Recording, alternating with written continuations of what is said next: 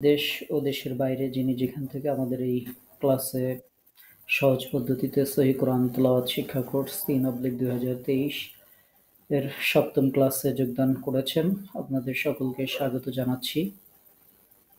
আমরা আল্লাহ পাক রব্বুল আলামিনের দরবারে প্রাণ খুলে শুকরিয়া আদায় করছি, যে মহান রব্বুল আলামিন আমাদেরকে পবিত্র কুরআনুল কারীমের সান্নিধ্যে আসার জন্য আমাদেরকে কবুল করেছেন। যে আল্লাহ তাআলা আমাদের শত ব্যস্ততা, অসুস্থতা, কর্মব্যস্ততা, ক্লান্তি, অবসাদ সবকিছু থেকে আল্লাহ পাক রব্বুল আলামিন হেফাজত করে আমাদেরকে এই ক্লাসে যুক্ত হওয়ার তৌফিক দান করেছেন। এজন্য আমরা সেই মহান মুনিবের দরবারে আমাদের অন্তঃস্থল থেকে শুকরিয়া আদায় করছি। আমরা পড়ছি আলহামদুলিল্লাহ।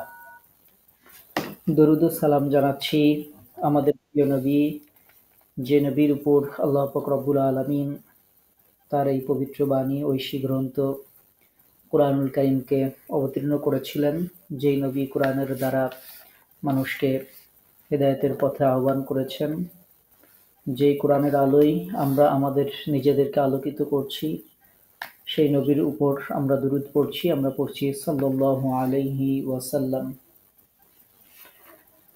আমরা আজকে আমাদের সপ্তম ক্লাসের শুরুতে আল্লাহ পাক রব্বুল আলামিনের কাছে প্রার্থনা করছি, আল্লাহ তাআলা জাল্লা শানুহু যেন আমাদেরকে আমাদের যার যতটুকু ত্রুটি আছে, দুর্বলতা আছে, সেগুলোকে দূর করে দিয়ে আল্লাহ পাক রব্বুল আলামিন আমাদের যেন সহি এবং শুদ্ধভাবে পবিত্র কুরআনুল কারীম তেলাওয়াত করার, শিখার, বোঝার, আমল করে চলার তৌফিক যেন আল্লাহ তাআলা একান্ত মেহেরবানি করে দান করেন। পবিত্র কুরআনুল কারীম যেন আমাদের ইহকালীন জীবনে আমাদের জন্য নাজাতের ওসিলা, ইহকালীন জীবনে যেন আমাদের জন্য বরকতের ওসিলা হয়, এবং পরকালীন জীবনে আল্লাহ পাক রব্বুল আলামিন যেন এই তার পবিত্র গ্রন্থকে আমাদের জন্য নাজাতের ওসিলা হিসেবে কবুল করেন, সেই আশাবাদ রেখে আমরা আমাদের আজকের সপ্তম ক্লাস শুরু করছি ইনশাআল্লাহ। সপ্তম ক্লাসে আমরা যেটি শিখব সেটি হচ্ছে কলকলার হরফ, মদের হরফ ও মদের হরকত। আমরা তিনটা জিনিস স্ক্রিনে দেখতে পাচ্ছি, একটা হচ্ছে কলকলার হরফ, একটা হচ্ছে মদের হরফ, আর একটা হচ্ছে মদের হরকত। এখন থেকে আপনারা একটু অনুগ্রহপূর্বক ক্লাসটা অবশ্যই নিয়মিত করবেন। কারণ হচ্ছে যে আমরা এতদিন যে আলোচনাগুলো করেছি, জবর জের পেশ অথবা সাকিন অথবা তাসদিদ, এগুলো আপনারা সবাই আলহামদুলিল্লাহ খুব সুন্দর পারেন, দুই একজন ব্যতীত। আর আজকে থেকে আমাদের যে মৌলিক তাজবিদের যে নিয়মগুলো আলোচনা শুরু হচ্ছে, এগুলো আপনারা পারেন, পড়েছেন, কিন্তু হয়তো অনেকের মনে নাও থাকতে পারে, আবার অনেকের মনে আছে কিন্তু এইটা এইভাবে প্র্যাকটিস করে পড়ার সময় নাও আসতে পারে। তো এজন্য এখন থেকে একটু কষ্ট করে ক্লাসগুলো একটু কন্টিনিউ করতে হবে। তো যদি ক্লাসগুলো কন্টিনিউ করেন তাহলে সকলের জন্য একটু সহজ এবং সুন্দর হবে ইনশাআল্লাহ। তো আমরা আজকে যে তিনটা জিনিস শিখব, কলকলার হরফ, মদের হরফ এবং মদের হরকত, এই তিনটা জিনিস সম্পর্কে আমরা একটু ধারণা নিই। প্রথমে আমরা আলোচনা করব কলকলার হরফ। কলকলার হরফ নিয়ে আমাদের আলোচনা শুরু হবে ইনশাআল্লাহ। আলোচনা শুরুতে আমাদের জরিনা আপু শুনতে পাচ্ছেন? জরিনা আপু এমডি সানবিদ আইডি দিয়ে জয়েন করেছেন।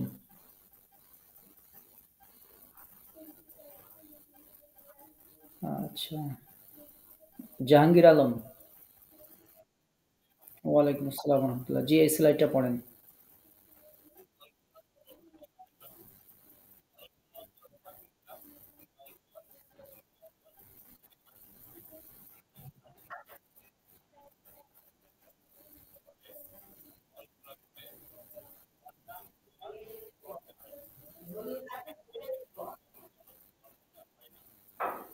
আচ্ছা, জেবা সামিহা, জেবা সামিহা আপু শুনতে পাচ্ছেন?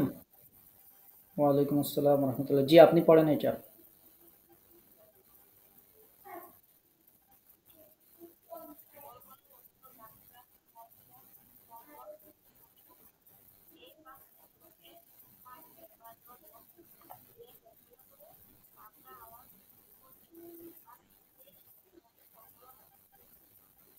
আচ্ছা, ধন্যবাদ আপনাকে।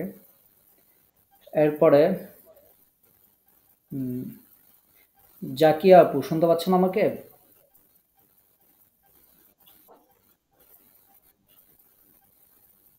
আচ্ছা।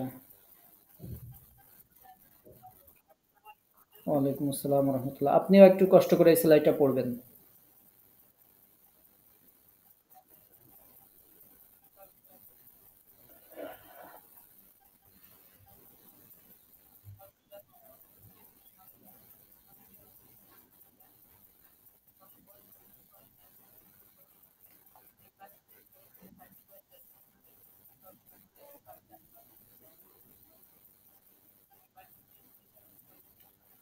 জি, আপনাকে ধন্যবাদ।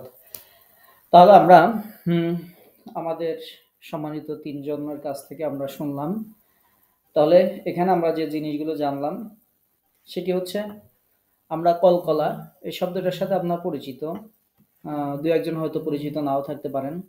তাদের জন্যই আমরা ভালো করে বলছি যে কলকলাটা কি? কলকলা অর্থ হচ্ছে ধাক্কা দেয়া, কম্পন, স্পন্দন, প্রতিধ্বনি। যে যেটা দিয়ে বোঝেন। কলকলা মানে হচ্ছে এটা। আচ্ছা। কলকালার হরফ হচ্ছে ৫টি। তো আমরা এখানে সেই ৫টি হরফ উল্লেখ করা হয়নি। ৫টি হরফ আমরা এখানে দিয়েছি এরপরেই। তো এজন্য আরকি এই ৫টি হরফ আমরা বলছি যে ৫টি হরফে সাকিন বা যজম, অর্থাৎ সাকিন যেটা যজমও সেইটা। সেটা কেমন হতে পারে আমরা আপনাদের ক্লাসে ইতিপূর্বে আলোচনা করেছি। এই যেটা দেখছেন এটাও সাকিন। আবার এই যে কমার মতো যে চিহ্নটা এটাও সাকিন। আবার গোল যেটি এটাও সাকিন।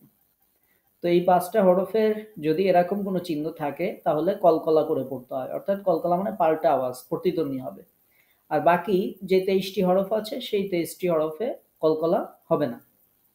আচ্ছা, তাহলে আমরা এটা কি বুঝলাম? যেমন ছোট বাচ্চারা যখন বল খেলে, ক্রিকেট বল, দেখবেন এটা যদি নিচেই ছুঁড়ে মারা হয় তাহলে সেটা আবার প্রতিধ্বনি হয়, মানে প্রতিধ্বনি হয় না, জাস্ট আবার ফিরে আসে। তো এরকমভাবে আপনি একটা বদ্ধ ঘরের মধ্যে আপনি যদি একটু চিৎকার দেন তাহলে দেখবেন যে সামনে যদি বিল্ডিং থাকে বা ইয়ে থাকে সেখান থেকে আপনি আবার প্রতিধ্বনি শুনতে পাবেন। তো এই যে প্রতিধ্বনি, অর্থাৎ একটা অক্ষর একবার বললেই শেষ হয়ে যাচ্ছে না, সেটা আবার প্রতিধ্বনি হয়ে ফিরে আসছে। যেমন আমরা বলের কথা বলেছি যে ফুটবলকে যদি আপনি দেয়ালে একটা লাথি দেন তাহলে সে দেয়াল থেকে আবার ফিরে আসবে। তো এরকম আর কি। আমরা যে ৫টি হরফ কলকলার ৫টি হরফ, এই ৫টি হরফ উচ্চারণের সময় যখন সাকিন থাকবে এই ৫টা হরফের উপরে তখন উচ্চারণের সময় দ্বিত্ব উচ্চারণ হবে। অর্থাৎ এরকম প্রতিধ্বনি করে উচ্চারণ করতে হবে। আচ্ছা, এটা হচ্ছে কলকলার সংজ্ঞা। এরপরে কলকলার হরফ হচ্ছে ৫টি। এটা আমাদেরকে পড়বেন আহ, রাইসা। শুনতে পাচ্ছ? রাইসা। আচ্ছা, আচ্ছা। আহ, ঠিক আছে। আরিশা বলো, তারপর রাইসার কাছে আসছি। হ্যাঁ, কলকলার হরফ।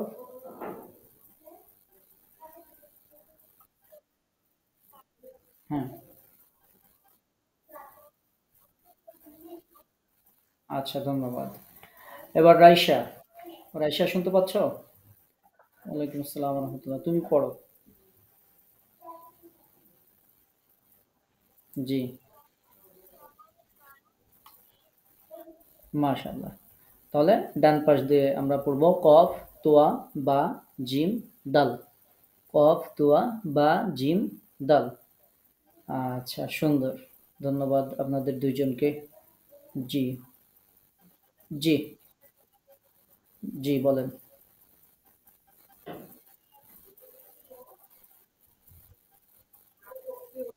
জি।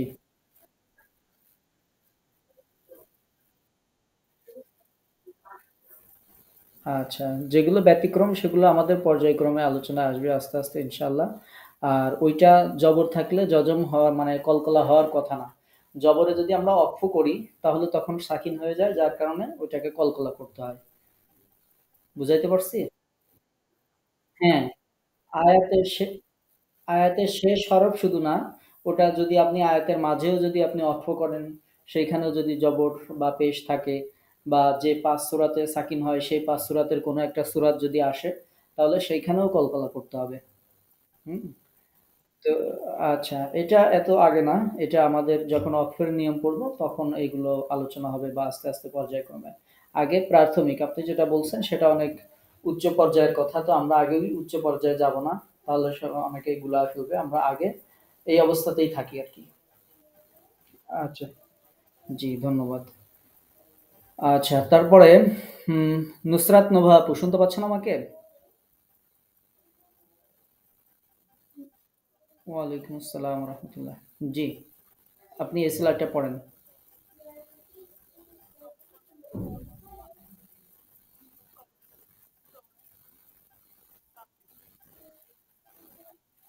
আচ্ছা, আপনি একবারে বলতে পারবেন?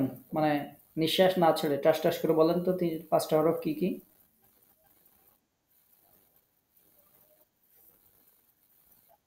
আচ্ছা, কফ, তো বা, জিম, দাল। মুখস্থ আছে আপনার এটা এই ৫ টা? আচ্ছা, মুখস্থ করে ফেলবেন, হ্যাঁ? আচ্ছা। এরপরে উম আমাদেরকে বলবেন নবাব আলী ভাইয়া, শুনতে পাচ্ছেন?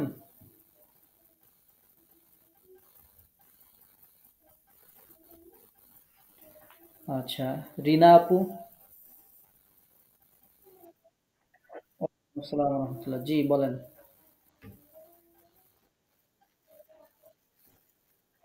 আচ্ছা, এবার নবাব আলী ভাইয়া বলেন। জি, আচ্ছা। তারপরে হাবিবা মিতু আপু শুনতে পাচ্ছেন? ওয়ালাইকুম আসসালাম ওয়া রাহমাতুল্লাহ। আপনি বলেন।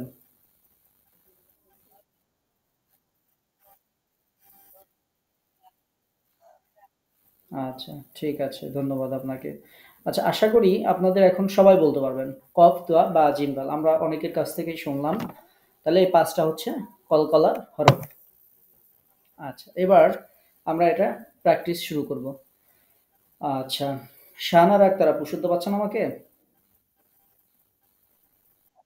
ওয়ালাইকুম আসসালাম। আচ্ছা, আপনি কি কিছু বলতে চাচ্ছিলেন, অন্য কিছু? আচ্ছা, ঠিক আছে। আচ্ছা, ঠিক আছে। ধন্যবাদ। আপনি এটা পড়েন।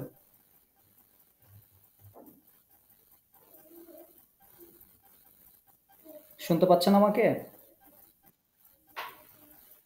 হ্যাঁ, এটা পড়ে। আচ্ছা, আচ্ছা, ঠিক আছে। পড়ে। হ্যাঁ। জি, জি।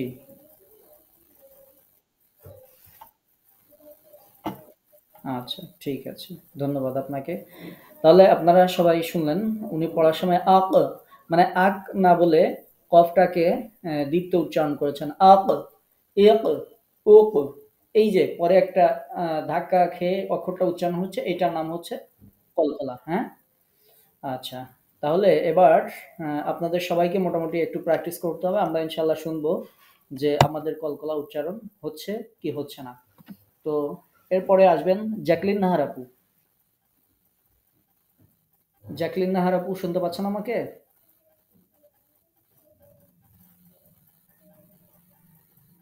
জ্যাকলিন নাহার আপু, আপনি হ্যান্ড রাইজ করেছেন। তো হ্যান্ড রাইজ না, আপনি ওই যে যেখানে আপনার স্পিকারের চিহ্ন যেটি, ওইটাতে টাচ করতে হবে। আপনার মোবাইলের নিচেই দেখেন স্পিকারের একটা চিহ্ন আছে। ওই চিহ্নটাতে ক্লিক করতে হবে। মাইক্রোফোনের মতো একটা চিহ্ন আছে। আচ্ছা, আমরা আরেকজনের কাছে যাচ্ছি। জ্যাকলিন নাহার আপু, আপনাকে শুনতে পাচ্ছি না, মানে আপনার মাইক্রোফোন এখনো অন হয়নি। নিচের দিকে একটু খেয়াল করবেন, মাইক্রোফোনটা অন করতে হবে। আচ্ছা, তারপরে খাদিজা আহমেদ। ওয়ালাইকুম আসসালাম রহমতুল্লাহ। জি, বলেন। হ্যাঁ, তারপরে বাত এবং বুত, এই দুইটা ঠিক ছিল, কিন্তু বিতে যে ছেড়ে দিলেন কেন? বিত তো ওইটাও ওরকম ইয়ে করেন, আবার করেন। হ্যাঁ, মানে কলকলা করতে হবে। একটা হবে আর একটা বাদ যাবে, এরকম না, হ্যাঁ? পুরোটা ইয়ে করতে হবে। আচ্ছা, ঠিক আছে। আপনাকে ধন্যবাদ। তারপরে হচ্ছে উম রিনা আপু। জি বলেন। এরপরেরটা। আচ্ছা, এটা, হ্যাঁ।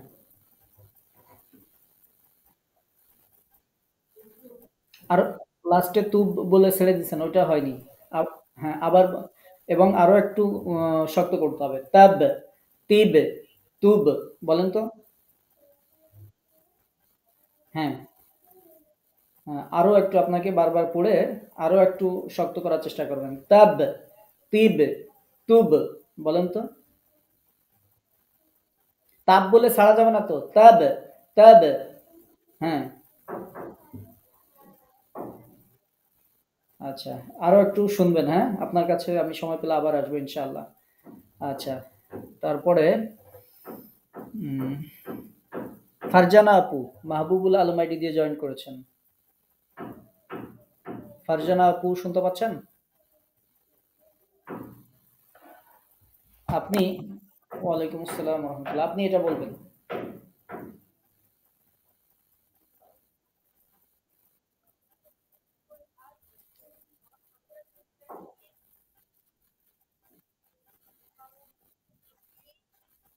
মাশাল্লাহ, অনেক সুন্দর উচ্চারণ হয়েছে আপনার। আপনারা খেয়াল করেছেন, উনি খুব সুন্দর করে উচ্চারণ করেছেন। আজ, ইজ, উজ, এই যে ওনার কলকলা সুন্দর হয়েছে। অনেক ধন্যবাদ আপনাকে আপু। তারপরে মমতাজ আলম বিথি।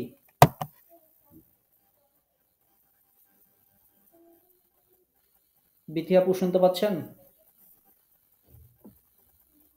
মমতাজ আলম বিথি আপু। ওয়ালাইকুম আসসালাম রহমতুল্লাহ, আপনি এটা পড়েন।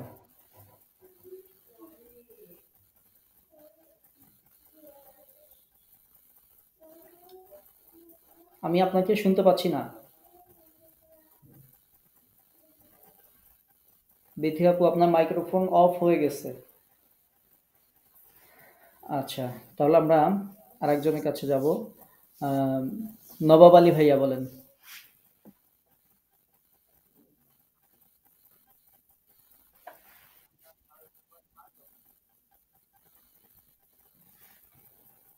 তারপর এটা বলেন।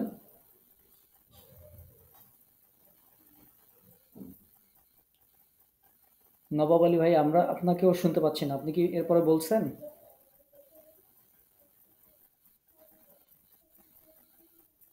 আচ্ছা, দুঃখিত নবাব আলী ভাই, আমরা আপনাকে শুনতে পাচ্ছি না। নুসরাত নোভা আপু। হ্যাঁ, এখন শোনা যাচ্ছে। আচ্ছা, জি আপনি বলেন, এটা বলেন।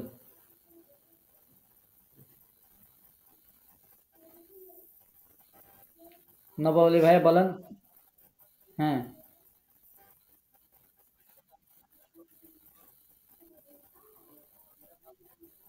হ্যাঁ, এবার তিনটা বলেন।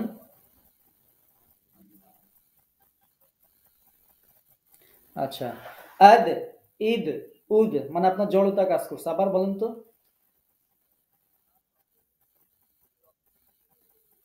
আচ্ছা, সুন্দর, ধন্যবাদ। আচ্ছা, এরপর নুসরাত নোভা আপু, আপনি বলেন।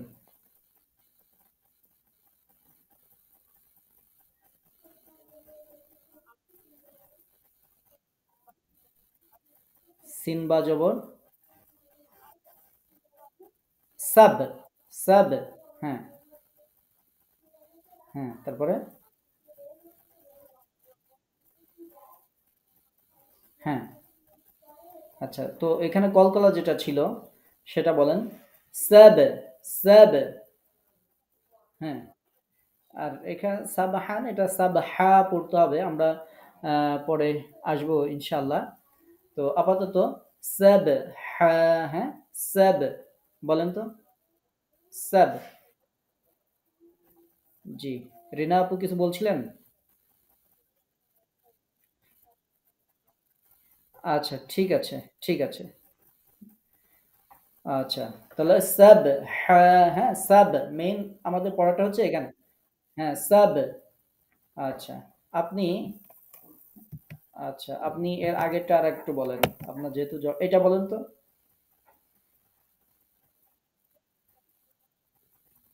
হ্যাঁ, আদ। হ্যাঁ,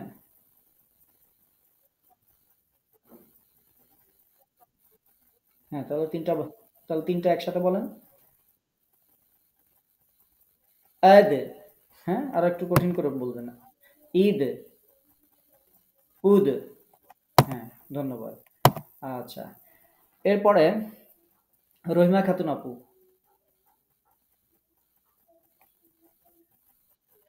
ওয়ালাইকুম আসসালাম রহমতুল্লাহ, আপু বলেন।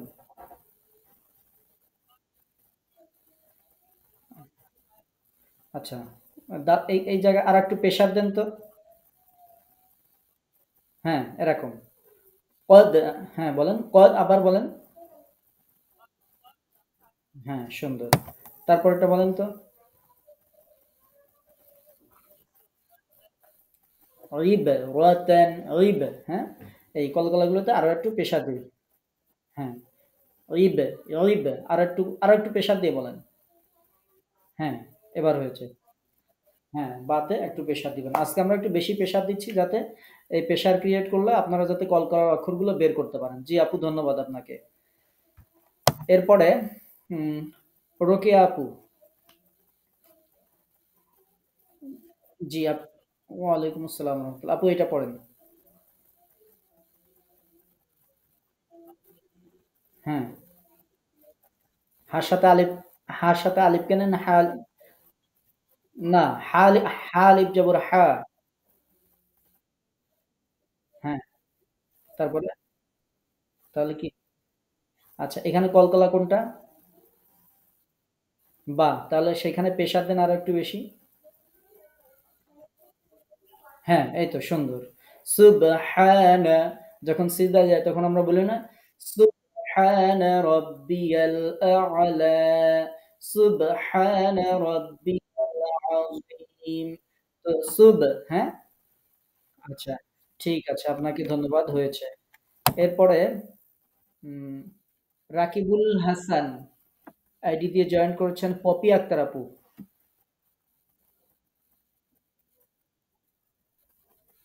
পপি আপু শুনতে পাচ্ছেন? পপি আক্তার আপু, রাকিবুল হাসান আইডি দিয়ে জয়েন করছেন। ওয়ালাইকুম আসসালাম রহমতুল্লাহ, জি আপনি এটা পড়েন।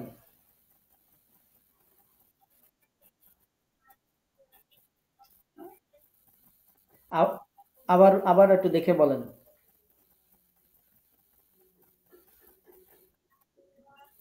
হুম, আচ্ছা, এটা কি কাফ না কফ? এটা কি কাফ না কফ? কফ, হ্যাঁ। আ- আচ্ছা, এখানে র। আচ্ছা, এখানে আমরা আর একটা রুলস আজকে শিখি। যদি আমরা কোরআন শরীফ পড়তে যাই, অনেক জায়গায় দেখবেন দুইটা অক্ষর এরকম, একটা অক্ষরের উপর আর একটা অক্ষর লেখা আছে। ইয়ার উপর কখনো হামজা থাকবে। তারপরে বিভিন্ন জায়গায় দেখবেন একটা অক্ষরের উপর আর একটা অক্ষরও লেখা আছে। তো আমরা তখন কোন অক্ষরটাকে ধরবো, বলতে পারবেন? সাইমা আক্তার শুনতে পাচ্ছেন আমাকে? পপি আপু আমাদের সাথে থাকেন, সাইমা আক্তার। এরকম যদি একটা হরফের উপর আর একটা হরফ লেখা থাকে, কোন হরফটাকে ধরে পড়তে হবে, নাকি দুইটাকেই ধরে পড়তে হবে, কি করতে হবে এখানে বলেন?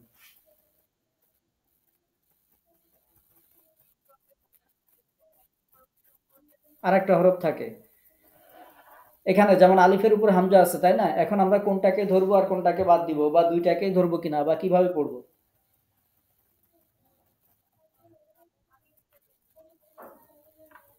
আলিফটাকে ধরবো। আচ্ছা, দেখি। উম, লামিয়া আপু। ল- লামিয়া আপু শুনতে পাচ্ছেন? হ্যাঁ, সাকিন তো আছেই। লামিয়া আপু, লামিয়া আপু শুনতে পাচ্ছেন? আপনি রাইজ হ্যান্ড করেছেন। লামিয়া আপু, আপনার স্পিকারে টাচ করেন। আপনি হ্যান্ড রাইজ করেছেন, হ্যাঁ, এবার হয়েছে। জি বলেন।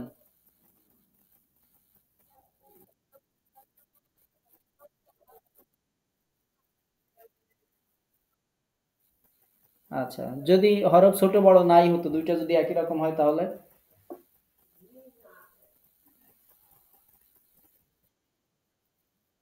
না না, সে তো এইখানে। আচ্ছা, সহজ কথায় আমরা যেটা বলবো সেটি হচ্ছে যে উপরে যে হরফ থাকবে সেই হরফটাকে ধরে পড়তে হবে। কি বলেছি বলেন তো?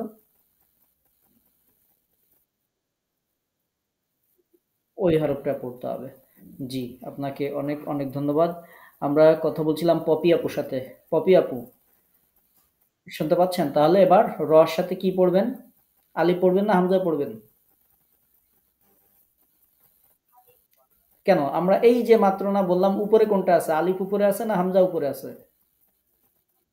হামজা।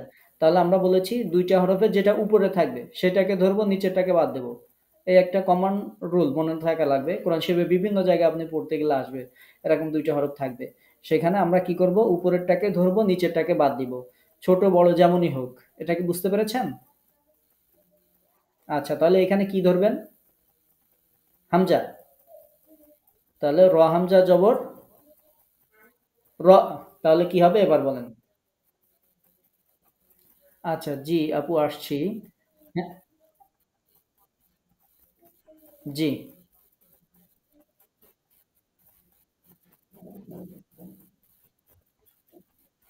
ও,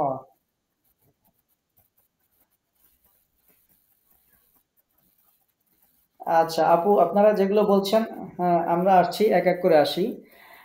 যে কথাটা বলেছেন আপনি খুব সুন্দর একটা কথা বলেছেন। এক তিন আলিফ চার আলিফ মদের যে সংজ্ঞাগুলো আপনারা বলছেন সেই সংজ্ঞাগুলো আমি আপনাদেরকে আরো সহজ করে দিব ইনশাআল্লাহ। যে কি অবস্থায় এক আলিফ মানে আমরা তিন আলিফ মদ ধরবো না চার আলিফ মদ ধরবো, আমরা মদের আলোচনার ক্লাসে আমরা এটা আলোচনা করব ইনশাআল্লাহ।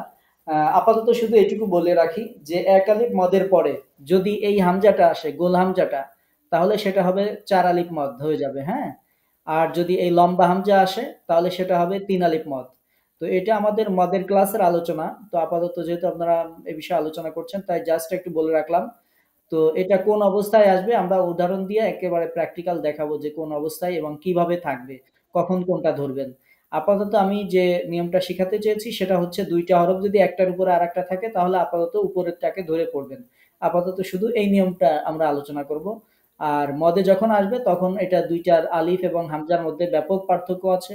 লম্বা আলিফ থাকলে এক আলিফ মদের পরে লম্বা আলিফ যদি আসে তাহলে সেখানে ৩ আলিফ করতে হয়। যদি গোল হামজাটা আসে সেখানে ৪ আলিফ করতে হয়। সেটা মদের আলোচনার ক্লাসে আমরা ইনশাআল্লাহ বিস্তারিত আলোচনা করব। আশা করি আপনাদের বুঝাইতে পারছি। জি।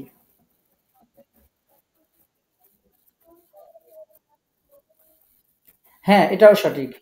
না, এটা তো অন্য রুলস। সেটা হচ্ছে যদি আলিফের উপর হামজা থাকে। মনে করেন আপনার কোরআন শরীফ একটা আয়াত শুরু করেছেন, দেখবেন অনেক আয়াতের শুরুতে বিভিন্ন কারণে ইয়ে দেয়া নাই, হরকত দেয়া নাই।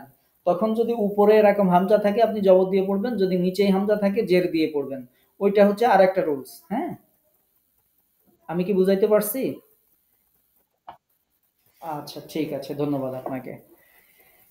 আচ্ছা, সুন্দর। আপনাদেরকে ধন্যবাদ যে আপনারা, আমরা যদিও কোরআন শিখাচ্ছি তবুও আপনারা আলহামদুলিল্লাহ অনেক জ্ঞান রাখেন। আপনাদেরকে অনেক, অনেক ধন্যবাদ।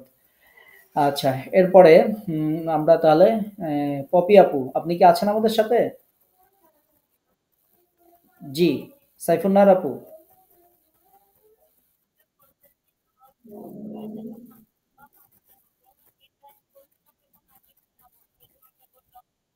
হামজা তো অবশ্যই ধরতে হবে। উপরে যে সাকিন আছে।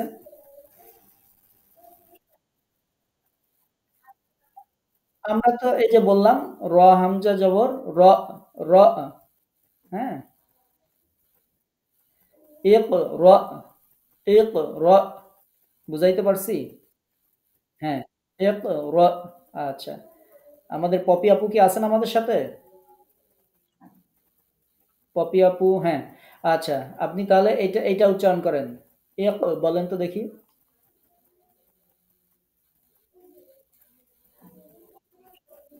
আচ্ছা, ইক কফে কলকলা সঠিকভাবে হয়নি। এবার আপনি এটা এখানে বলেন তো।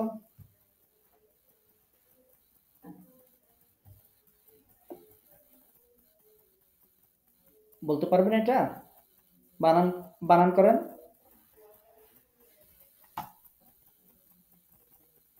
আচ্ছা।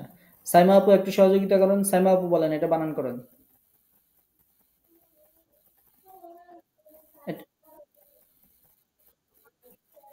নুত ফাতিন। আচ্ছা, এইবার পপি আপু বলেন। ফাতে টানা যাবে না। আমরা ওই যে বলেছিলাম না হরকতের উচ্চারণ তাড়াতাড়ি হবে। নুত ফা তি বলবো না তিন বলবো? আমরা দুই জবরের আলোচনায় বলেছিলাম যে যদি জের হয় রস্যিকার প্লাস দন্তন্য যোগ করতে হবে, তাই না? তাহলে নুত ফা তিন, বলেন তো কি হবে? হ্যাঁ, নুত ফা তিন। আচ্ছা, আমাদের আজকের আলোচ্য বিষয় হচ্ছে এখানে নুত। তো ঠিক আছে, হচ্ছে একটু ধাক্কা দিয়ে উচ্চারণ করবেন ইনশাল্লাহ। ঠিক আছে, আপনাকে ধন্যবাদ।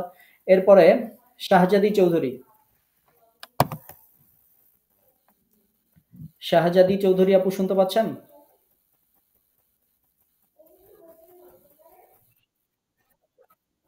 ওয়ালাইকুম আসসালাম রহমতুল্লাহ, আপনি এটা বলেন।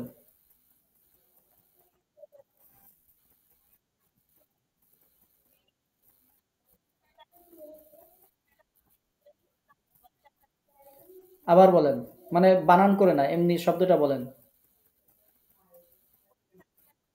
ওয়াসাত না। আচ্ছা, আমরা কালকে মনে হয় আলোচনা করেছিলাম।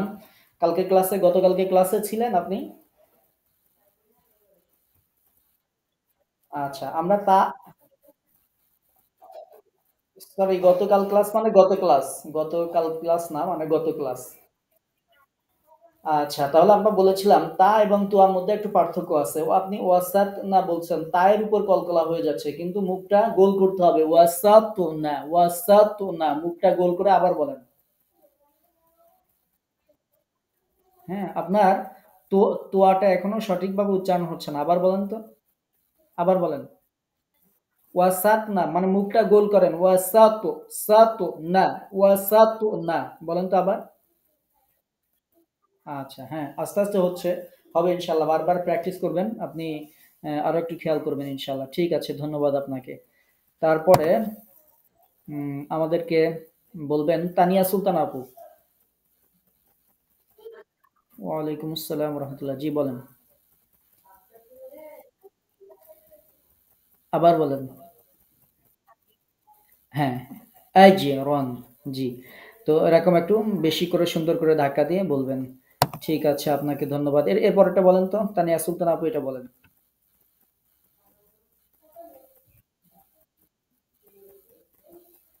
আচ্ছা, এটা আমরা কেন আনলাম? ওই যে একটু আগেই আমাদের একজন আপু, সম্ভবত জেবা সামিয়া আপু, নাকি প্রশ্ন করেছিলেন যে উস্তাদ, যদি কোরআন পড়ার শেষে আপনি যে সাকিন বললেন, সাকিন বাদে অন্য কিছু থাকলেও তো আমরা কলকলা করতে হয়। তো উনি শুধু জবরের কথা বলেছিলেন যে জবর থাকলেও কলকলা হয়। আর আমরা যেটি বলবো সেটি হচ্ছে শুধু জবর থাকলে না, জবর থাকলে, তারপরে তানবিন থাকলে বিভিন্ন অবস্থাতেই কলকলা হবে। কোন অবস্থাগুলোতে কলকলা হবে? যেই অবস্থাগুলোতে আমরা ওয়াকফের আলোচনা যখন করব, ওয়াকফের ক্লাসটা যখন হবে, তখন আমরা কমপক্ষে ৫-৬টা বিবরণ আপনাদেরকে শিখাবো যে শব্দের শেষে বা আয়াতের শেষে যখন এই চিহ্নগুলো থাকবে তখন সেখানে আমরা সাকিন দিয়ে পড়তে হবে। তো এরকম যত চিহ্ন আছে, সব চিহ্নগুলোই যদি শব্দের শেষে বা আয়াতের শেষে বা আমি যেখানে অক্ষ করব সেখানে যদি কোনো কলকলার হরফের উপরে ওই সকল চিহ্ন যদি আসে, তাহলে সেখানে কলকলা করে পড়তে হবে। তো তার মধ্যে এইটা যেমন একটা এখানে আছে, কিন্তু তানবিন, আমরা যে সংজ্ঞাটা শিখেছি সেই সংজ্ঞাতে আমরা শিখেছিলাম যে যদি উম, এই 5টি হরফের উপরে, যদি এই যে 5টি হরফ, এই 5টা হরফের উপরে যদি সাকিন হয় তাহলে আমরা কলকলা করব। আচ্ছা, এটা ছিল আমাদের সংজ্ঞার মধ্যে, যে এই 5টা হরফে সাকিন বা জজম হলে আমরা কলকলা করব।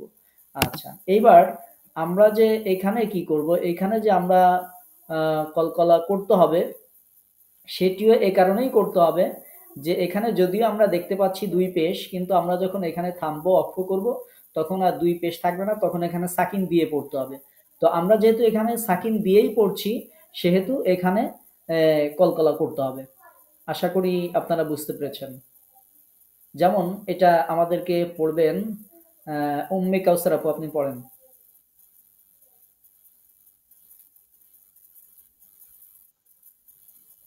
উম্মে কাউসার আপু পড়েন।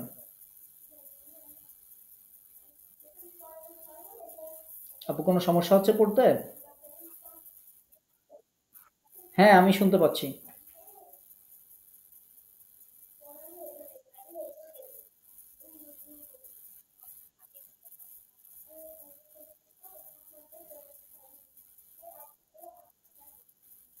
আচ্ছা, আমরা এখানে যেটা আলোচনা করছি, আজকে আমরা বানান করে না পড়লেও চলবে।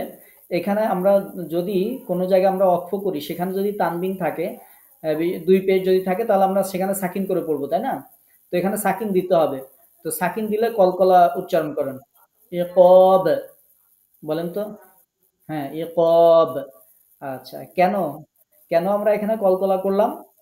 কারণ যদি আমরা অক্ষ করি, অক্ষর হালাতে যদি এরকম দুই পেশ থাকে শেষে, তাহলে সেখানে আমরা সাকিন করে পড়বো। জেবা সামিয়া আপু শুনতে পাচ্ছেন আমাকে? এখন কি আপনার অ্যান্সার পেয়েছেন? আচ্ছা, এরকম শুধু পেশ না, আমি আরো অনেকগুলো দেখাবো যেগুলো থাকলেও কলকলা করতে হবে। তবে মূল সূত্র একই, সেটা হচ্ছে বায়ে মানে এই পাঁচটা হরফে যদি সাকিন হয়, এটা হচ্ছে অক্ফের নিয়মে এখানে সাকিন হয়ে যাবে, যার কারণে আমাদেরকে কলকলা করতে হবে। যেমন এখানে আরেকটা দেখেন, এখানে ওইটা ছিল দুই পেশ, এখানে আছে এক পেশ। আচ্ছা, এটা আমাদের পড়বেন ফাতিমা আপু।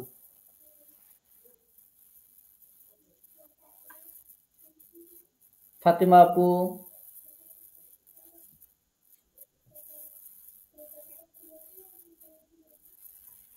ফাতিমা আপু বলেন।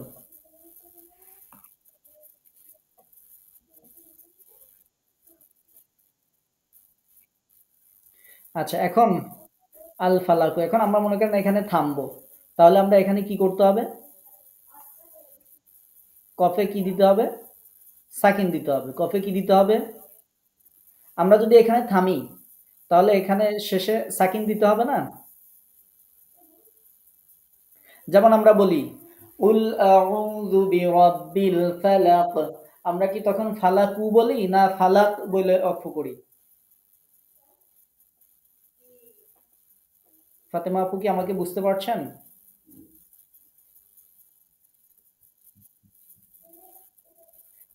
আচ্ছা আপু, দুঃখিত যে আমি আপনাকে ঠিক শুনতে পাচ্ছি না। মনে হয় আপনার ওখানে কোনো সমস্যা হচ্ছে। আচ্ছা, আমরা আর একজনের কাছে যাব। আম, শাহানারা আক্তার আপু। আল ফালাক, আরো কফে সুন্দর করে ইয়ে করেন। কফে, হ্যাঁ এবার হয়েছে। ফালাক। আমরা এখানে কলকলা কেন করলাম? এখানে সাকিন, এই জন্য সাকিন দিয়েছি। আচ্ছা, ঠিক আছে, আপনাকে ধন্যবাদ। এরপরে দেখেন, জবর আছে। ওই যে যে বা সামিয়া আপু যেটা আগেই প্রশ্ন করেছিলেন যে হুজুর জবর থাকলেও তো কলকলা করতে হবে। আমি শুরুতে ডিসক্রিপশন বা বিস্তারিত আলোচনা করি না, কারণ শুরুতে যদি আমরা সবগুলো একবারে বলি মাথার মধ্যে কাজ করবে না, এই জন্য আমরা ধারাবাহিকভাবে আস্তে আস্তে দেখাবো, এবং এই উদাহরণগুলো আমাদের শেষে আমরা এভাবেই সেট করেছি। আচ্ছা, এবার দেখেন এখানে আছে জবর, কিন্তু জবর থাকলেও এখানে যখন আমরা অক্ষ করব, অক্ষের হালাতে জবর থাকলেও সাকিন দিতে হয়। তাহলে প্রথমটা ছিল দুই পেশ, এখানে আপনাদের আর একটা রুল শিখা হয়ে যাক। যদি আমরা কোথাও অক্ষ করি, অক্ষের হালাতে যদি সেখানে শেষ অক্ষরে যদি দুই পেশ থাকে সেটা সাকিন হবে, যদি এরকম এক পেশ থাকে তাও সাকিন হবে, যদি জবর থাকে তাও সাকিন হবে। আচ্ছা, এবার উম, আমাদেরকে বলবেন মারুফা সুলতানা আপু, শুনতে পাচ্ছেন আমাকে?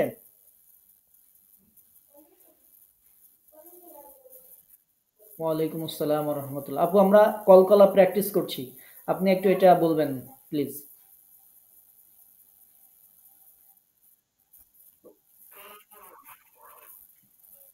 আচ্ছা, বা, হ্যাঁ, হ্যাঁ হ্যাঁ আবার বলেন, বাটা কলকলা সুন্দর করে আর একটু বলেন।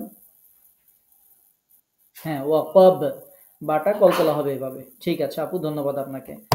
এরপরে উম, আচ্ছা, এরপরে আমাদেরকে জাহাঙ্গীর আলম।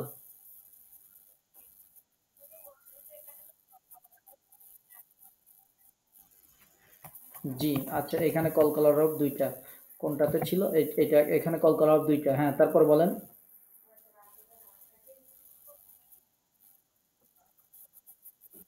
জি, জি, জি। কারণ হচ্ছে কলকলা সাকিনের সাথে সংযুক্ত।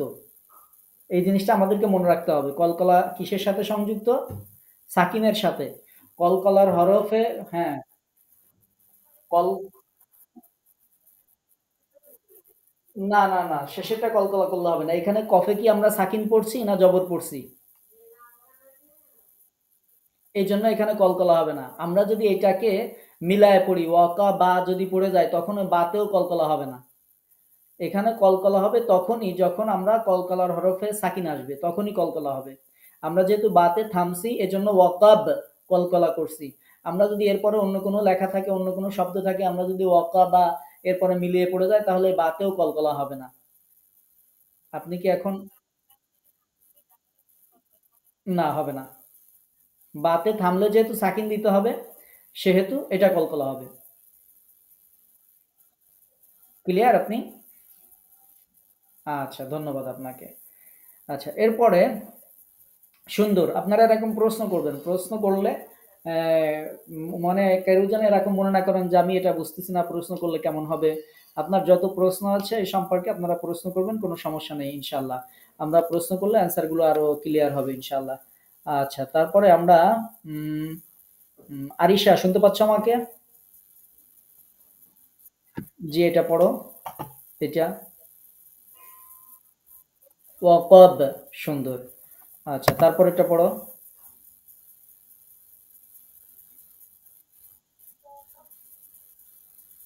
পারবে? হ্যাঁ। হায়াজের হি। হ্যাঁ। আচ্ছা, মুহিত। এখানে সাকিন দিতে হবে, বলো তো, এবার উচ্চারণ করো। মুহিত। তোয়াতে কলকলা করতে হবে, হ্যাঁ। আচ্ছা, এবার রাইসা শুনতে পাচ্ছ? ওয়ালাইকুম আসসালাম। হ্যাঁ, তুমি বলো এটা।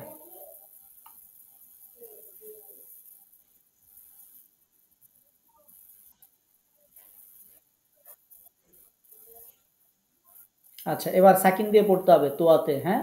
সিরত বলো তো। না না, সিরত। হ্যাঁ, কলকলা শিখতে হবে, হ্যাঁ। আচ্ছা, ঠিক আছে, তোমাদের দুইজনকে ধন্যবাদ। আফিয়া ফারজানা। ওয়ালাইকুম আসসালাম। জি, আপনি বলেন। লাস্টের দালে কলকলা করেন আরো সুন্দর শক্ত করে। হ্যাঁ, শাদীদ। শাদীদ। হ্যাঁ, দালে একটু শক্ত করে কলকলা করবেন। আচ্ছা, তারপরে হাবিবা মিতু আপু শুনতে পাচ্ছেন এখন আমাকে? হাবিবা মিতু আপু। হাবিবা মিতু আপু। আচ্ছা, আপনি এটা পড়েন।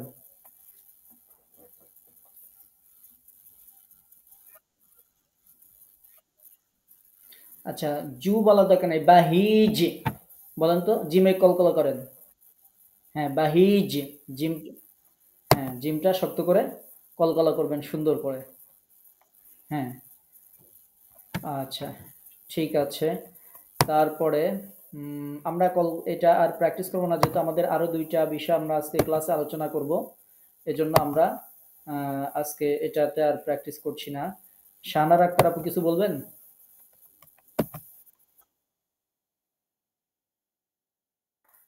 হ্যাঁ। আচ্ছা আচ্ছা, ওইটা আমাদের অক্ষের আলোচনা, এই জন্য আমি আজকে ওইটা আলোচনা করতে চাইনি। যে আচ্ছা, যদি আপনার এখনই আজকেই জানতে মনে চায় তাহলে আপনি আমাদের যে ইউটিউব চ্যানেল হুজুর একাডেমি, ওইখানে যাবেন। যাওয়ার পরে দেখবেন অক্ষের উপরে একটা ক্লাস আছে, ওইখানে দেখবেন যে শব্দের শেষে কি থাকলে কোন অবস্থায় আমাদের সাকিন দিতে হবে, কোন অবস্থায় একালিপ যোগ করে পড়তে হবে, কোন অবস্থায় কি করতে হবে, এগুলো সব আপনি ওই ভিডিওর মধ্যে পাবেন ইনশাআল্লাহ। আচ্ছা, ঠিক আছে, ধন্যবাদ। আচ্ছা, তারপরে আমরা এরপর কলকলা নিয়ে আমরা আলোচনা করলাম। তারপরে হচ্ছে আর কে আছেন? রিনা আপু শুনতে পাচ্ছেন আমাকে? ওয়ালাইকুম আসসালাম। আপনি কি হ্যান্ড রাইজ করেছেন? আচ্ছা, প্রশ্ন আমরা আর একটু পরে নিই, ক্লাসটা শেষ করি, হ্যাঁ। প্রশ্ন কি এই কলকলা সম্পর্কে নাকি অন্য কোনো বিষয়ে? আচ্ছা, অন্য বিষয় হলে আমরা ক্লাসের শেষে সময় দিব ইনশাআল্লাহ। আচ্ছা, ঠিক আছে, ধন্যবাদ আপনাকে। আহ, তারপরে আমরা কলকলা প্র্যাকটিস আলহামদুলিল্লাহ। আপনারা আশা করি সবাই কলকলা সম্পর্কে বুঝতে পেরেছেন। এবার আমরা নেক্সট আরেকটা বিষয় একটু আজকে আলোচনা করি। এগুলো আমাদের আসবে। জি, জি বলেন।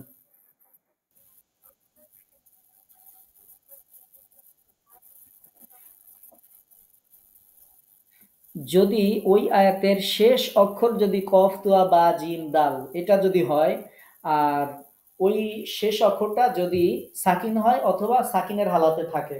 সাকিনের হালাতে মানে আমরা যেমন এই একটু আগে উদাহরণটা দেখেন, যেমন আমরা এখানে জিদালা, সরি এটা না, আমাদের ফুসুক, এখানে ফুসুক ক আছে, কিন্তু অক্ফের নিয়ম হচ্ছে যদি শেষে জবর থাকে, যেখানে আমরা অক্ফ করব জবরওয়ালা হরফে সাকিন দিয়ে অক্ফ করতে হবে। তাহলে এটা যদিও জবর আছে, কিন্তু আমরা এখানে যেহেতু সাকিন দিব সেহেতু এটা কলকলা হবে। ওয়ালা ফুসুক। যদি এরকম শেষের হরফ যদি কফ তুয়া বা জিম দাল এই পাঁচটা হরফ হয় এবং সেটা যদি সাকিন হয় সরাসরি অথবা অক্ফের কারণে সাকিন হয়, যে কোনো কারণেই যদি সাকিন হয় তখন সেই হরফগুলোই শুধু কলকলা হবে। তাছাড়া আয়াতের শেষে সব জায়গায় কলকলা হবে না, ম্যাক্সিমাম জায়গাতেই হবে না। এটা তো খুব কম সংখ্যক আয়াতের শেষেই আছে, খুব কম আয়াতের শেষে এরকম আছে। তবে লেখার মাঝে শব্দের মাঝে বিভিন্ন জায়গায় এটা বারবার বারবার আসবে। আশা করি বুঝাইতে পারছি আপনাকে। জি, ধন্যবাদ। আচ্ছা, এবং আপনাদের জন্য মজার বিষয় হচ্ছে আমরা যে কোরআন দিয়ে আপনাদেরকে প্র্যাকটিস করাবো সেই কোরআনের মধ্যে আমাদের এগুলো ফাইন্ড আউট করা আছে। কালার কোডের যে কোরআন দিয়ে আমরা প্র্যাকটিস করি সেই কোরআনের মধ্যে এগুলো দেয়াই থাকবে কলকলার। আচ্ছা, যেমন আমরা একটা পিকচার অন করি, মনে করেন আপনাদেরকে যখন আমরা সূরা ফিল পড়াবো। এবার দেখেন এইখানে এই যে জিনটা রেড কালার দেখা যাচ্ছে, নুসরাত নবাবু? হ্যাঁ, এই জিমটা কেন রেড কালার আছে? কারণ এখানে দেখেন জিমে সাকিন আছে। ইয়াজআল, ইয়াজআল কলকলা করতে হবে। তো এই জন্য টেনশনের কিছু নেই, কোথায় হবে, কেন হবে, কিভাবে হবে। আজকে তো কলকলার প্রথম ক্লাস করলেন, এগুলো সব আপনার মাথার মধ্যে ইনশাল্লাহ গেঁথে যাবে আল্লাহর রহমতে। শুধু ক্লাসটা নিয়মিত করতে হবে। আপনাদের দায়িত্ব হচ্ছে নিয়মিত ক্লাসে হাজির হওয়া, আর আমার দায়িত্ব হচ্ছে আপনাদের শেখানোর জন্য আমার যতটুকু আয়ত্তে আছে ততটুকু সর্বোচ্চ চেষ্টা করে যাওয়া আমার দায়িত্ব। আর কে কতটুকু শিখবেন এটা আল্লাহ তালাই নির্ধারণ করবেন আমাদের আন্তরিকতার উপর। যার আন্তরিকতা বেশি থাকবে তিনি বেশি শিখবেন, যার আন্তরিকতা কম থাকবে তিনি কম শিখবেন। এটা নির্ভর করবে আমাদের আন্তরিকতার উপর। তো তবে আপনাদের দায়িত্ব ক্লাসে হাজির হওয়া, আর আমার দায়িত্ব শেখানোর জন্য সর্বোচ্চ চেষ্টা করা। আচ্ছা, ঠিক আছে, আপনাদের অনেক প্রশ্নের অ্যান্সার দিলাম।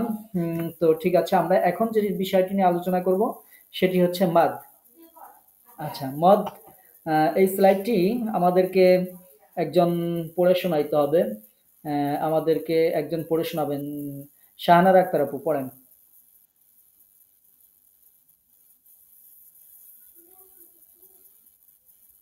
অথবা সাইফুন নাহার আপু, শুনতে পাচ্ছেন আমাকে? জি, পড়েন। জি,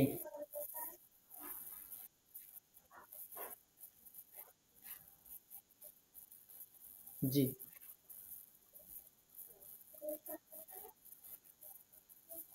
হরফ বা হরকতের উচ্চারণ টেনে পড়াকে মাদ বলে। আচ্ছা, ঠিক আছে, ধন্যবাদ। তাহলে আমরা এটা নিয়েও বিস্তারিত ইয়ে করতাম। তো আমরা যদি এভাবে অনেক সময় নিয়ে আলোচনা করি তাহলে আমাদের কোর্সটা শেষ করতে দেরি হয়ে যাবে। তো আপনারা যাদের কোনো প্রশ্ন থাকবে তারা প্রয়োজনে শেষে ক্লাসের রেকর্ড ভিডিওটা দেখে নেবেন। তো আমরা আজকে দ্বিতীয় যে সাবজেক্টটি ছিল সেটি হচ্ছে মদ। মদ অর্থ হচ্ছে টেনে পড়া। যেসব অক্ষরে টান হবে সেই সব অক্ষরে নিয়ম অনুযায়ী টেনে পড়াকে মাদ বলে। শুধু টানলে হবে না, নিয়ম অনুযায়ী টানতে হবে। ওই যে একটু আগে আমরা বললাম যে যদি এক মানে মধ্যে তাবাই যেটি সেটি তো আপনারা জানেনই, ওয়াও আলিফ ইয়া কি অবস্থায় টান হয়। আবার এই এক আলিফ মদের পরে যদি লম্বা হামজা আসে, মানে লম্বা আলিফ যেটাকে আমরা বলি সেটা যদি আসে, তাহলে ওই এক আলিফ মদটাই আবার তিন আলিফ হয়ে যাবে। আবার যদি এক আলিফের মদের পরে যদি গোল হামজা আসে তাহলে ওইটা আবার চার আলিফ হয়ে যাবে। অথবা সাকিন তাসদিদ আসলে আবার চার আলিফ পড়তে হবে। তো এটা আমি আপনাদেরকে নাম দিয়ে মুখস্থ করাবো না, কারণ আমাদের সমাজে দেখা যায় যে মানুষেরা মদের নাম পড়তে পড়তেই মদের নামগুলো মুখস্থ করতে পারে, কিন্তু আসলে মদ ঠিক মতো অনেক সময় পড়তে পারে না।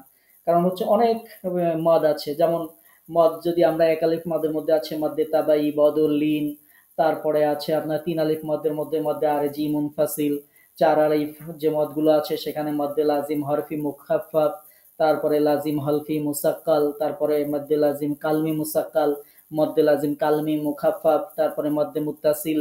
এই যেসব নাম আছে আমি আপনাদের এর কোনো নামই আপনাদের মুখস্থ করতে বলবো না বা করাবো না, মানে আমাদের যে মেথড, আমাদের মেইন হচ্ছে কোরআনটাকে সহি করতে হবে।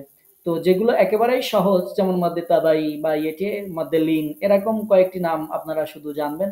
বাদ বাকি যেগুলো কঠিন মনে হচ্ছে, মাদ্দে লাজিম, হরফি, মুখাফফাফ, এটা কেন হবে, কি হবে, কোন কারণে, এর কোনো কিছুর দরকার নেই নাম মুখস্থ করার। আমরা জাস্ট শর্ট টেকনিক দেখা দিব যে এইটা থাকলে যদি ওই কোরআন শরীফে কোনো চিহ্ন মাদের নাও দেওয়া থাকে, তবুও আপনি খুব সুন্দর ইজিলি এবং থ্রুলি আপনি মদ করে পড়তে পারবেন, কোথায় কোন মদ আসবে।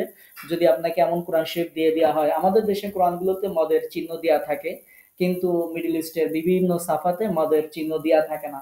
তো এরকম কোরআন শরীফও যদি আপনাকে দেওয়া হয়, তবুও আপনারা খুব সুন্দর করে কোনো ধরনের হেজিটেশন ছাড়াই আপনারা কোথায় 3 আলিফ হবে 4 আলিফ হবে এটা বুঝে বুঝে আপনারা পড়তে পারবেন ইনশাআল্লাহ।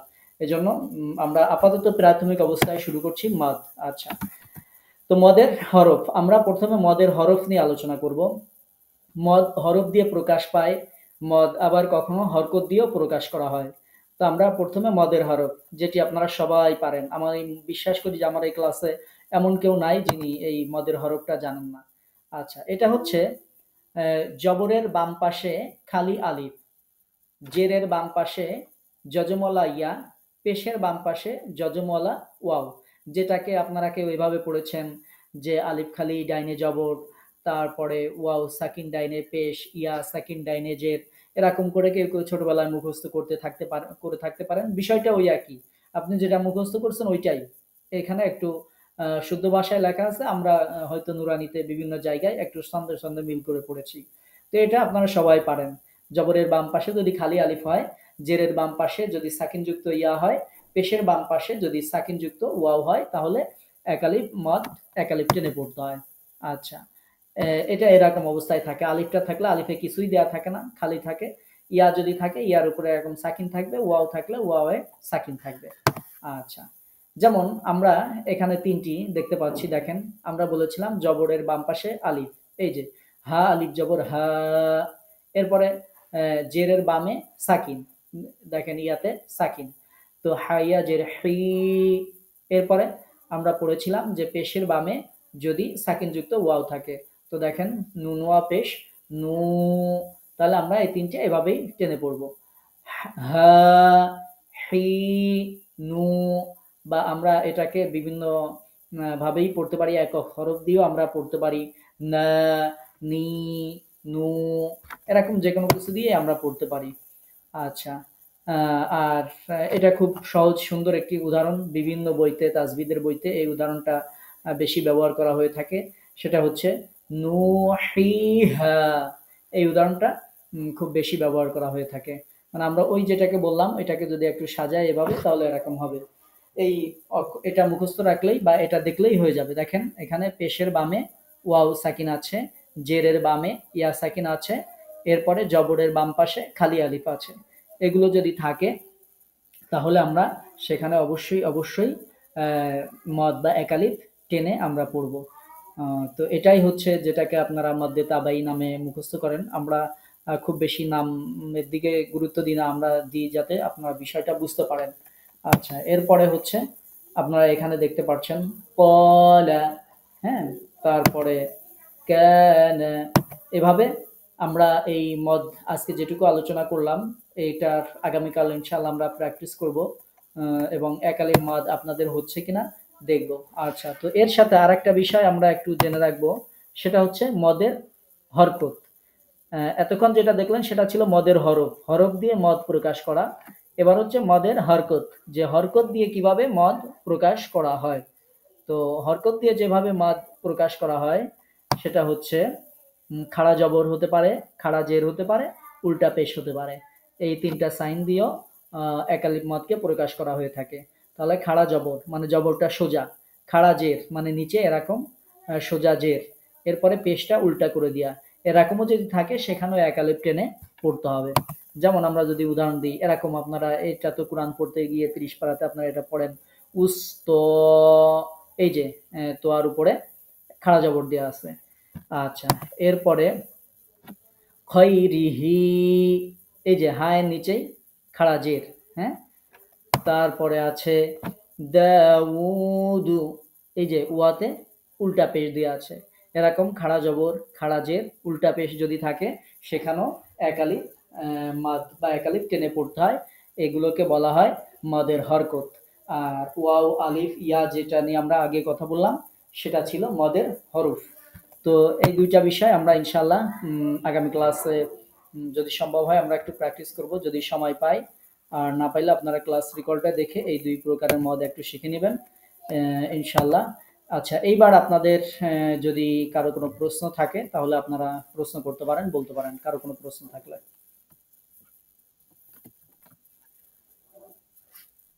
কারো কোনো প্রশ্ন আছে কি? আচ্ছা। উম জি বলেন।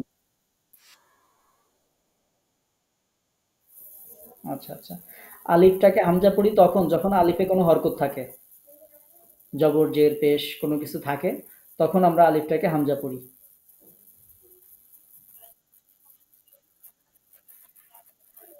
তখন আমরা আলিফ পড়ি। জি। আচ্ছা। জি।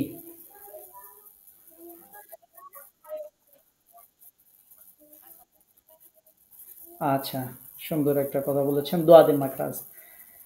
আমরা আমাদের ২ নম্বর কার্ডে ছিল দোয়াত, তাই না? কার্ডে আপনারা দেখেছেন। এটা আমরা একটু দেখি। জিহ্বার গোড়ার কিনারা। এই জিহ্বার গোড়ার কিনারা মানে জিহ্বার গোড়ার ডান দিকেও হতে পারে, বাম দিকেও হতে পারে। ডান পাশেও হতে পারে, বাম পাশেও হতে পারে। যেকোনো এক পাশ। যার যেই পাশ দিয়ে উচ্চারণ করা সহজ হয়। তাজবিদের বইগুলোতে লেখা আছে যে বাম পাশ দিয়ে উচ্চারণ করা সহজ। কিন্তু আমার যেমন ছোটবেলা থেকে প্র্যাকটিস হয়ে গেছে ডান পাশ দিয়ে। তো আমি উচ্চারণ করি ডান পাশ দিয়ে। তো স্বাভাবিকভাবে ম্যাক্সিমাম মানুষেরা বাম পাশ দিয়ে উচ্চারণ করেন। তো ডান অথবা বাম যে কোনো পাশ দিয়েই উচ্চারণ করা যাবে। তো জিহ্বার গোড়ার ডান পাশ অথবা বাম পাশ, কিনারা মানে পাশ, হ্যাঁ? তার বরাবর উপরের যে মাড়ির দাঁতের গোড়ার সঙ্গে লাগাইয়া, উপরের যে দাঁত আছে, বড় বড় যে দাঁত ২ টা উপরে আছে, সেই দাঁতের যদি ডান পাশ দিয়ে উচ্চারণ করেন, উপরের দিকে যে দাঁত আছে বড় বড় সেই দাঁতের গোড়ায় লাগাইতে হবে, বাম পাশ দিলে বাম পাশের গোড়ায় লাগাইতে হবে। সেইভাবে উচ্চারণ হবে ওয়াদ, হ্যাঁ? যেমন আমরা বলি ওয়ালা ضالين। এখন এখানে সমস্যা হচ্ছে যে আমাদের অনেক মুসলিম ভাইয়েরা যারা দোয়াদের মাখরাজ ওই জায়গাতে উচ্চারণ না করে দাল দিয়ে দোয়াত পড়ে দেয় ওয়ালা দলিন, মানে একেবারে সরাসরি দালের মাখরাজ দিয়ে দোয়াত উচ্চারণ করেন। এবং আমাদের মাখরাজের যত সমস্যা ম্যাক্সিমামই এই দোয়াত নিয়ে, কারণ সবাই অন্যগুলো শুনতে মোটামুটি পারেন। এই দোয়াদের মাখরাজ দেখা যায় যে অনেকেই দোয়াদের মাখরাজটা ঠিক মতো উচ্চারণ হয় না, এই আর কি। আচ্ছা, আপনি কি আপনার প্রশ্নের উত্তর পেয়েছেন? আচ্ছা, আপনার পড়াটা এখন দেখব না। আপনার পড়াটা আমরা সামনে আমাদের প্র্যাকটিস আসতেছে এইগুলা। তখন আমরা এই যে ইয়েগুলা মাদ সহ তারপরে যেগুলো আপনারা শিখতেছেন কলকলা, এটা এটা মনে করবেন না যে আমরা শিখতেছি মানে এই ক্লাস শেষ। আমরা সামনে ইনশাআল্লাহ প্র্যাকটিস আসবো। যেমন আপনাদের ওই একটা সূরার স্লাইড দেখালাম, ওরকম কোরআন শরীফের পেজ আপনাদের সামনে ওপেন করে দিব। আপনারা ওইটা দিয়ে দিয়ে পড়বেন। ওইখানে সুবিধা হচ্ছে যে ওইখানে সব তাজবিদের নিয়মগুলো কালার দিয়ে আলাদা আলাদা কালার দিয়ে ফাইন্ড আউট করা থাকবে। আপনাকে জাস্ট একটু বুঝে বুঝে পড়তে হবে। তখন আমরা ইনশাআল্লাহ এগুলো আরো একটু ভালো করে বিস্তারিত ইয়ে করবো ইনশাআল্লাহ। আচ্ছা। আর কারো কোনো প্রশ্ন আছে কি? জি বলেন।